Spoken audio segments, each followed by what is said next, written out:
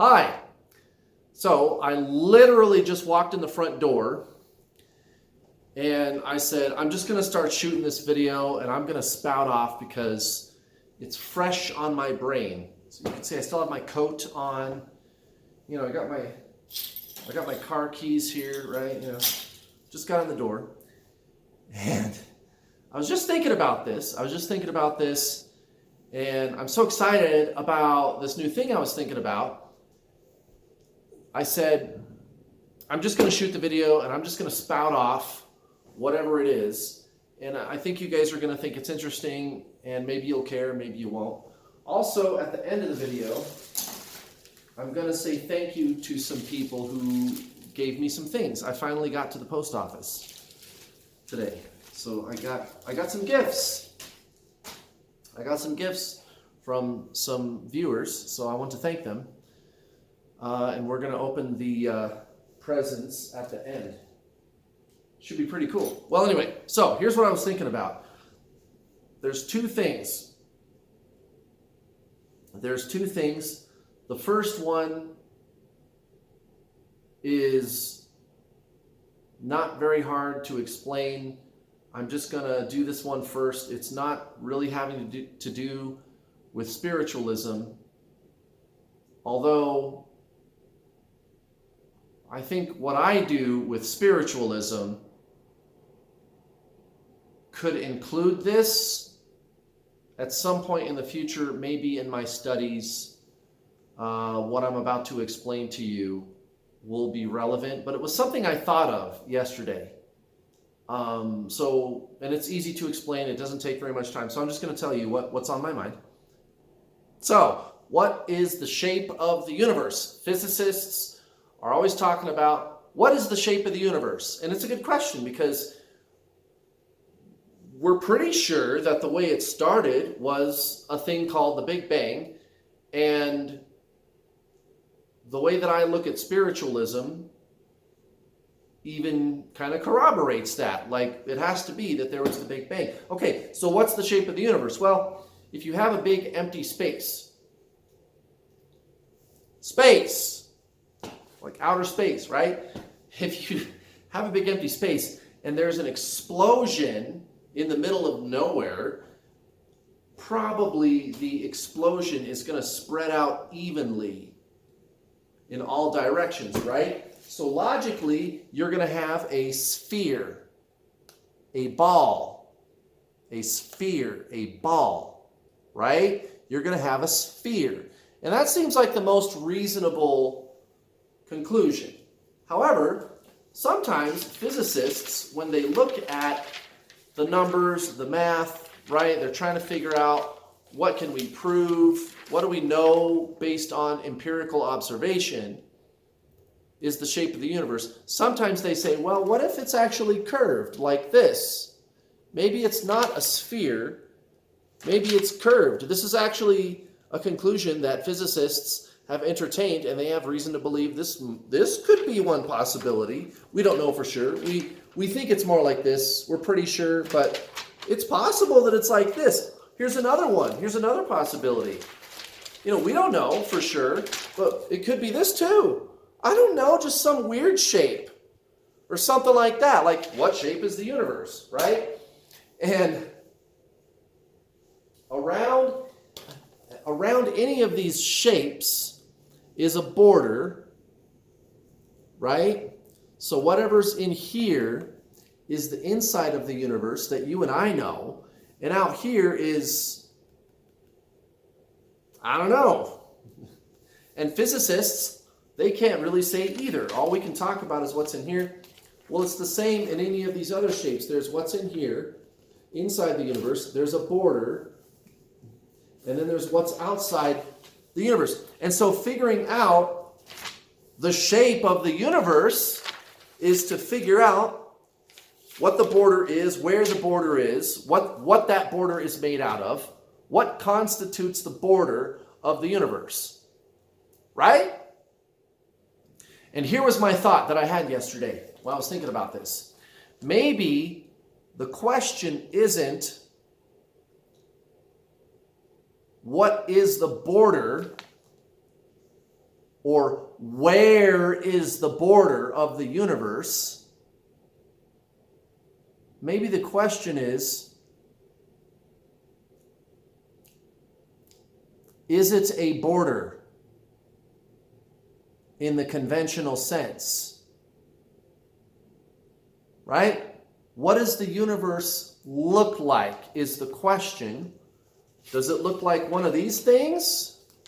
Right? Does it look like one of these things? And how would we define what it looks like? Well, in the conventional sense, we have to know what the border is and where it is. But what if that's not quite how it works? And here's what made me think of this.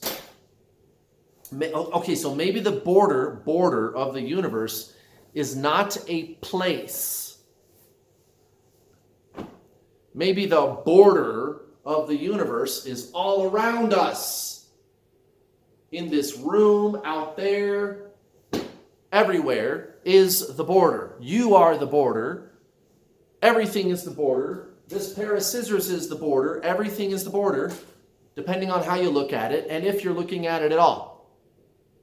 Maybe the universe does not have a shape that we understand in a conventional sense.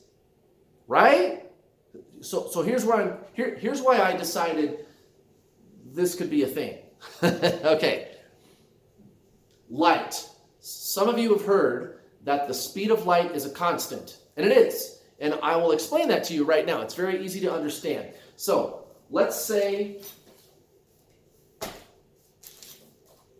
you are... Here, let me pause this. Let's say you are a person looking through an electron microscope at an atom.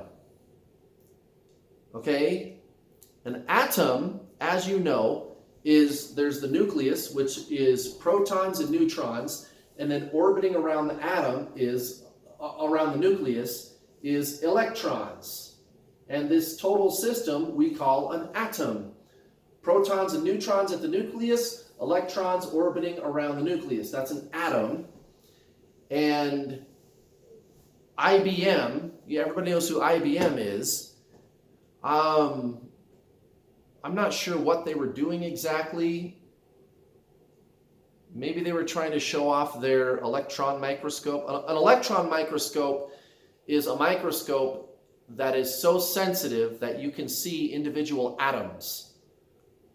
They're so amazing, electron microscopes.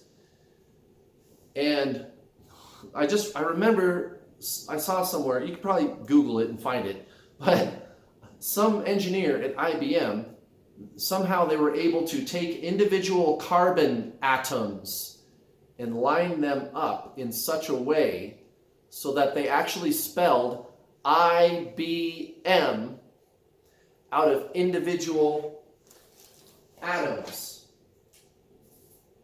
Right? So like the letter I looked like this. And this was IBM. And it was all individual carbon atoms that they made the letters out of. Like, how did you guys do that? That's really cool, right? And they took a picture of it through an electron microscope. Okay, so when you're looking at the individual carbon atoms, they look like little round spheres, little black balls, right? That is a bunch of individual carbon atoms. They look like little round dots, little spheres. You could see that they had thickness and that they had depth, right? They were little round objects. Now, if an atom, if an individual atom is where you have the nucleus and the electrons orbiting around the nucleus, if that's what makes up an atom, then how come I'm able to look at individual carbon atoms through an electron microscope and see little black round spheres. Isn't this what I should see? And of course the lines, these outer lines, this is showing you the path of the electrons orbiting the nucleus, right? You don't actually see these lines.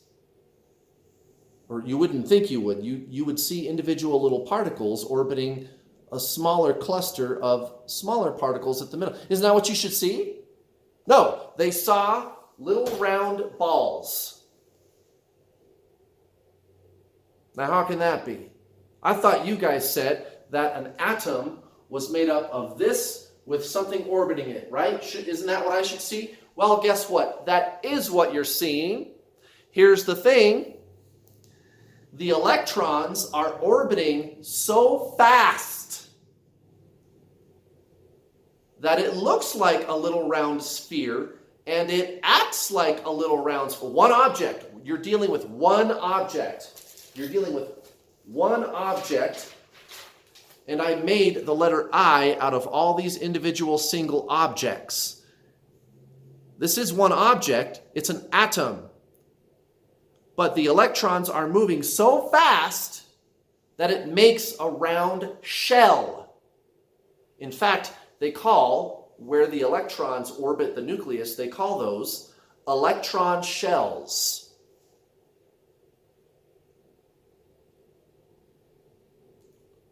You know, it'd be like if I hold my hand and I'm doing this slowly, you can see my hand. But if I do this, it kind of looks like one blur, you know? Have you ever seen somebody who, like, with a camera, they left the camera shutter open and you, like, you move your hand across the path of the viewfinder, and when you get the photograph done later, it looks like one solid blur. You know what I mean? Like that. That's why you see a solid single atom. Now, here's the thing. If you're a big human looking down at the atom through your electron microscope, you're going to see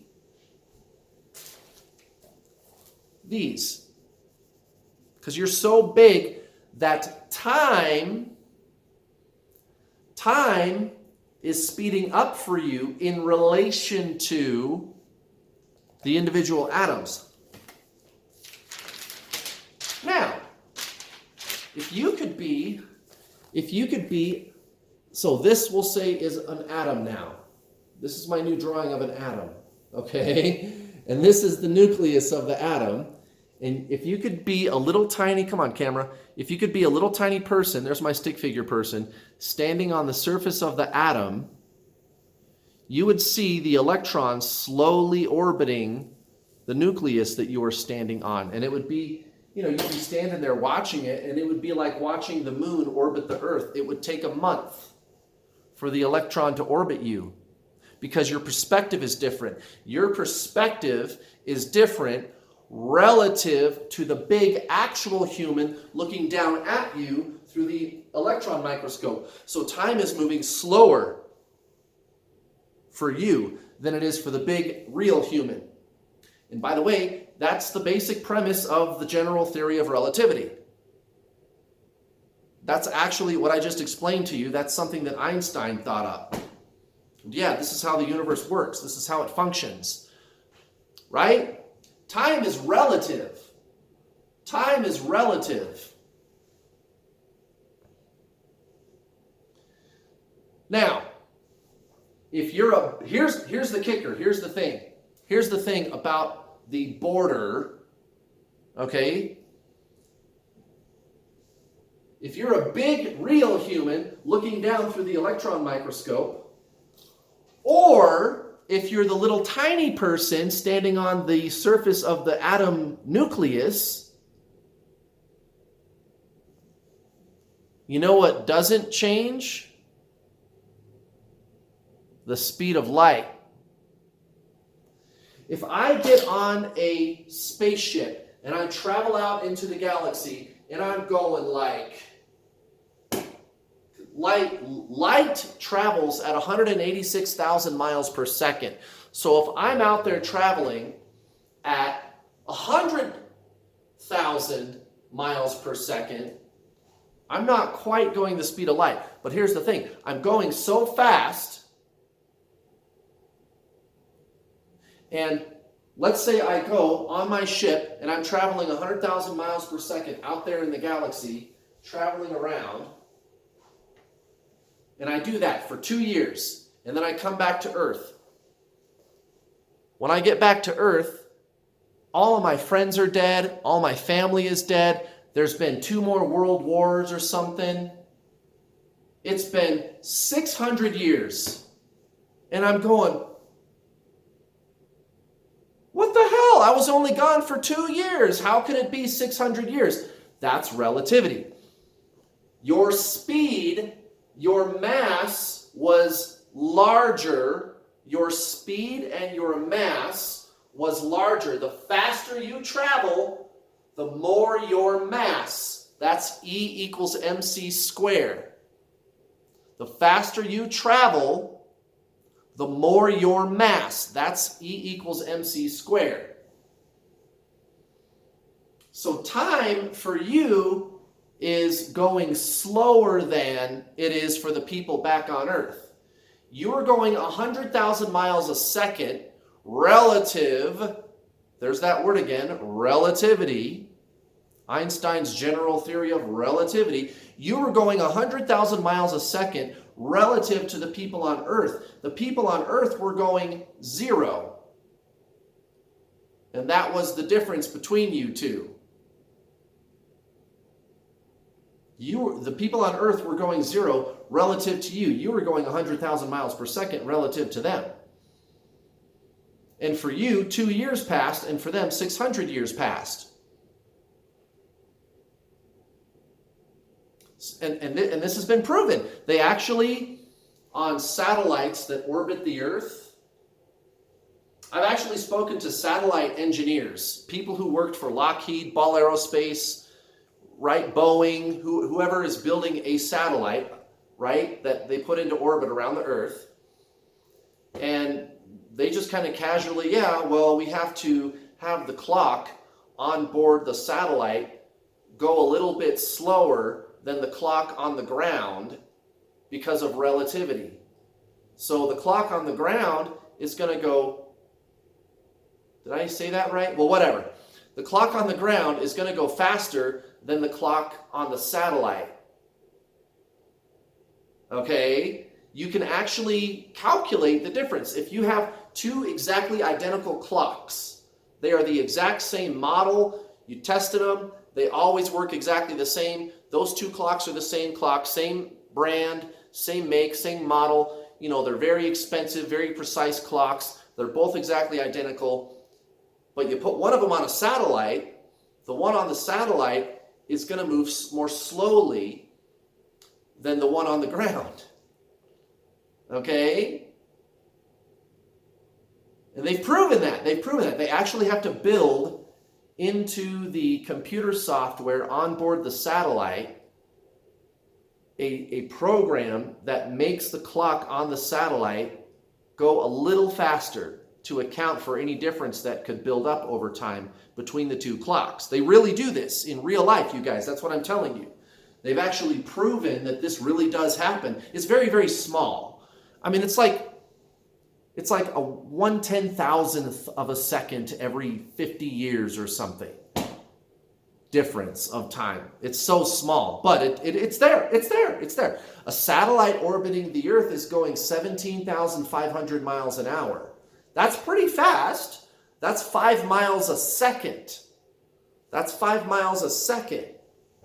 Now, it's a far cry from 100,000 miles per second, like getting close to the speed of light, but still. Okay, so that's a real thing.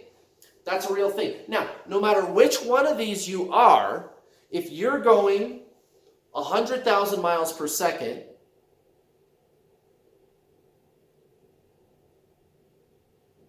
in relation to you, the Earth looks like it's going 0.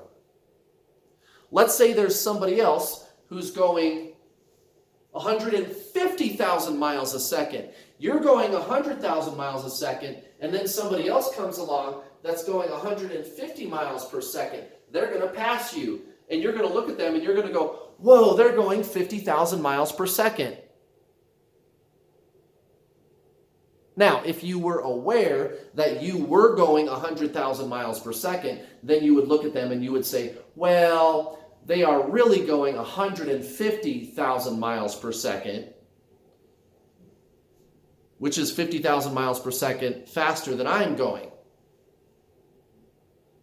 You follow me? But for either person, for the people on the earth, for you, and for the other person going 50,000 miles per second faster, for all three of you guys, light is going 186,000 miles per second still. If I'm going 100,000 miles per second and I see light pass by me, I measure it, and my odometer, my radar gun, right, it would say that the light is going 186,000 miles per second faster than me. It would be like I'm going 0 and the light is going, it wouldn't be going 86,000 miles per second faster than me. It would be going 186,000 miles per second faster than me.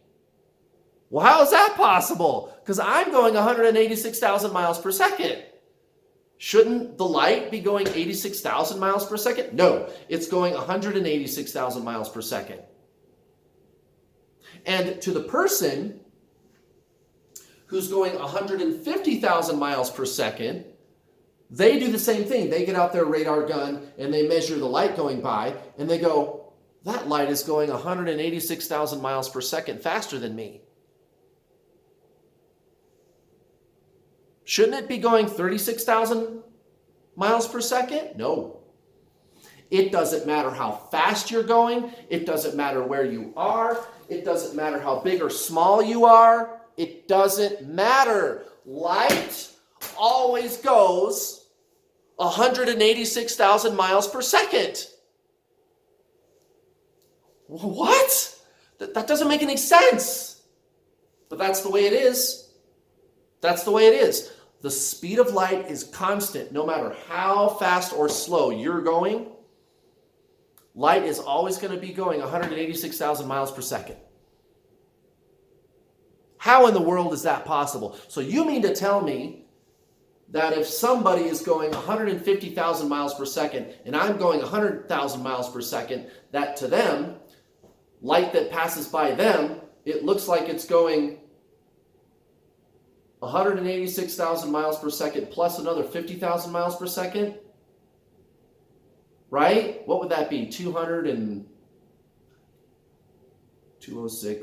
216, 226, 230. So to the person who's going 150,000 miles per second, light is going for them 236,000 miles per second then. Is that it? No, that's not it. Because if you saw the light, if you're going 100,000 miles per second and you saw the same light that the person going 150,000 miles per second saw, you would still measure 186,000 miles per second. And they would measure 186,000 miles per second.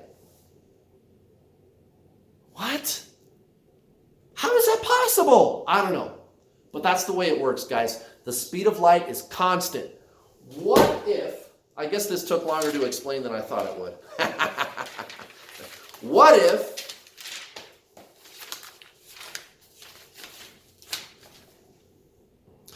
if the border of the universe is light? What if the border of the universe, what if like one of the main problems with physics and why they're having such a hard time figuring out when the universe started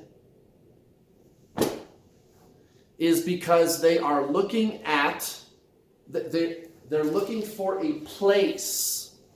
They're looking for a place. They are looking for, they're looking for the border of the universe. They're looking for this place, this line. What shape is the universe? Where's the border of the universe? Where is it? What's outside of it? What if that's not a thing? What if there's no inside outside of the universe? What if saying that there should be a border is the whole problem? But it's not a thing. It's not a thing. Huh? What if the border of the universe is light? And here's the thing about light, it's everywhere. It's all around us. Right? So the border of the universe, that's not a thing. The edge of the universe is light. And what other word would we use other than border or edge? I don't know. But you understand what I'm saying. Maybe you do. Maybe you don't. I don't know. But that was just a thought I had. Like, what if they're just approaching it wrong? And I only thought of this yesterday. It just occurred to me. Maybe I should have looked to see if some physicist or someone already thought of this. I'm gonna have to look into that because it just seems so obvious. Like, I can't be the only person who's thought of this. Maybe I am. And if I am, give me the fucking Nobel Prize, okay? Hook it up. No, I'm just joking. No, but seriously, like, maybe the border of the universe isn't a border or a place in the sense of what we think. Maybe the universe doesn't have a shape that we would understand. Maybe the shape of the universe is not something that you can understand, but something that you can know. Understanding is the mind, knowing is the soul, which brings me to my next subject. Maybe this won't take as long to explain. So I was thinking about twin flames, and anymore, guys, I'm at the point now with what I'm doing with twin flames where it's like I am trying to figure out how can I prove that there is such a thing as the soul, other than I just know that I am, right? But how can you do that? Like, how can I explain what this is? And you guys, I'm telling you, twin flames is actually a really effective model to use to answer a lot of these questions, like, what is the soul? Because you and your twin flame are the same soul, and then when I see the one person, the positive polarity, you watching, most likely, at least at this point, as of this recording, and then the negative polarity, your twin flame,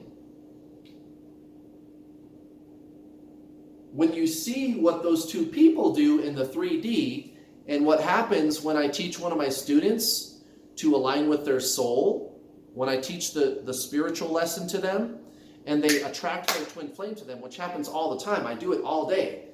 I see it all day. Almost all my students do it. You can see the functioning of the soul. I can observe it by what happens with my student and their person. And I'm just saying, I think there's a way for me to have a scientific discussion about what the soul is and how it functions. And twin flames is a really great way to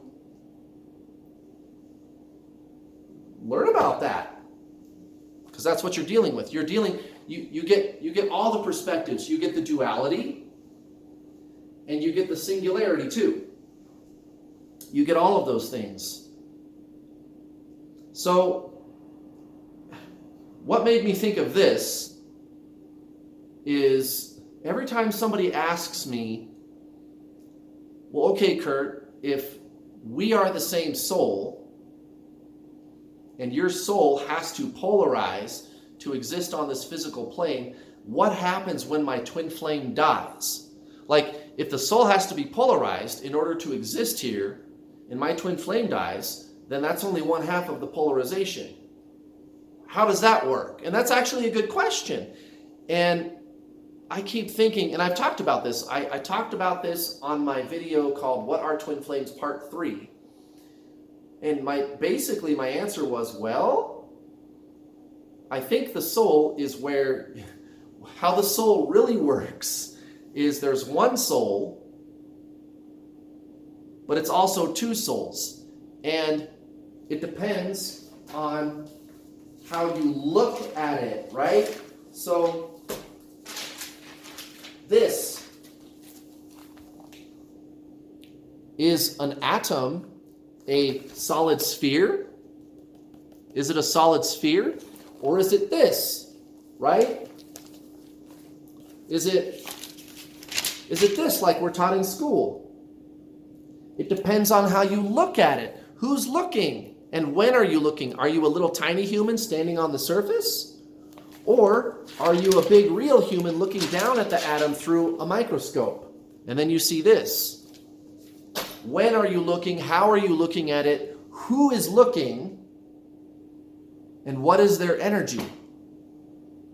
Obviously, if you're more aligned with Source, if you're more aligned with your soul, you're going to be more of that higher energy of unity consciousness, and your twin flame moves towards you. And then the two bodies become one in the 3D world, what you guys call union, right? And then you're dealing with, okay, there's one soul. But when your twin flame runs, there's two souls. And it just depends on how you're looking at it and when. And physics actually says all the time that that's how the universe works. Like with the double slit experiment. Just go look that up. The double slit experiment. A particle is a wave unless it is observed or measured. As soon as the particle is measured, then it's a particle. But until the particle is measured, it's a wave. Also, a particle can be in one place or all places at the same time. And again, to understand how that works, we have to talk about, well, what is time? Am I in a spaceship out there traveling 100,000 miles per second, or am I on Earth? Or am I one spaceship traveling 100,000 miles per second and another spaceship traveling 150,000 miles per second? What is time? And then, of course, the one exception is light. Light is always a constant. So, how can a particle be in one place and all places at the same time? What is time? It's perspective. It's your perspective relative to someone else's perspective. For this person, time slows down. They see a very slow-moving electron orbiting the nucleus. But for the engineers at IBM, time is speeding up. You see the electron moving so quickly that it looks like a solid sphere, the atom. What is time? It's relative. So with the double slit experiment, just go look that up. With the double slit experiment, you can have where time makes it so that a particle can be in one place or all places at the same time. But your sampling of time is bigger than the sampling of time that you're going to get with somebody standing on the particle itself. For the person standing on the particle itself, the particle is just one particle.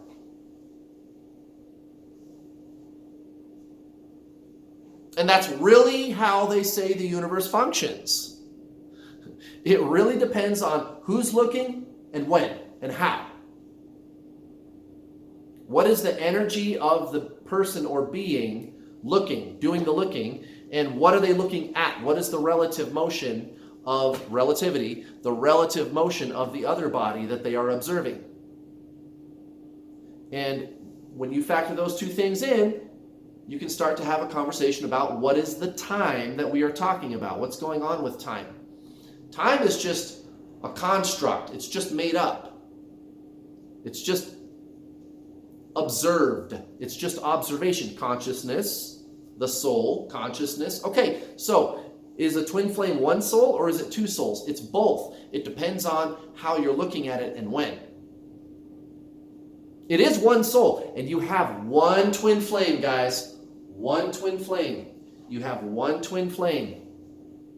So it's like the soul goes through this phase shift. It's one soul, it's two souls. It's one soul, it's two souls. Now, the two souls are identical. So when it is two souls, the two souls are completely identical. However, It's like a photo negative. So, any of you that are old enough to remember old 35 millimeter film cameras, right? Old 35 millimeter film cameras.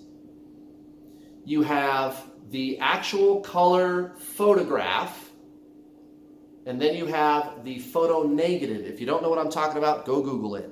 Just type in photo negative. Now, they are both the exact same photograph, but one is a color photo, the positive, the actual photo that you hang on the wall, and the other one is the negative, the film. And the colors are completely reversed on the negative. But it's the same photo. It's the same soul. It's the same soul. But one is the positive and one is the negative. And then with the soul, you can have that. But then at other times, it's not like that. It is one soul. It depends on who's looking, how they are looking, and when, and where. Is it one soul? Yes. Is it two souls? Yes. It depends on perspective. It depends on relativity. It depends on consciousness.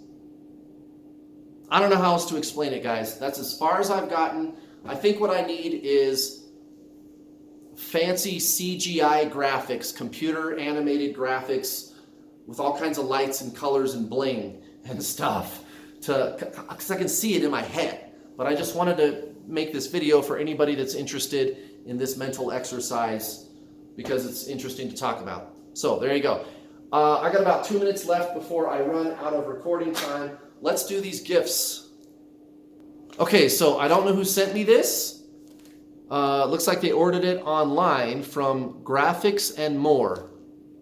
So whoever you were, thank you. It's a Gumby magnet for my fridge. I love that. I love Gumby. That's awesome. I have a story to tell about Gumby, actually, that I could tell you, but I don't have time because I'm about to run out of recording time. Okay, this says Adam Brown at Blue Crab Magnets. I don't think the real viewer, YouTube viewer, I don't think their name was Adam Brown. I think this is the seller's name. But they sent me a Darth Vader magnet. Come on, camera. That is hilarious. I love that. Whoever sent this to me, thank you. I love this. Okay, this sender is Square Deal Recordings and Supplies. So again, I don't think that's the real YouTube viewer's name that sent me this. But whoever you are, thank you. It's a Kurt Cobain refrigerator magnet. I love that. Thank you so much, you guys. I appreciate the love. I appreciate the magnets. And I appreciate all of you guys watching. Thank you for watching today. Mwah! I hope you found this thought-provoking and interesting. See you next time.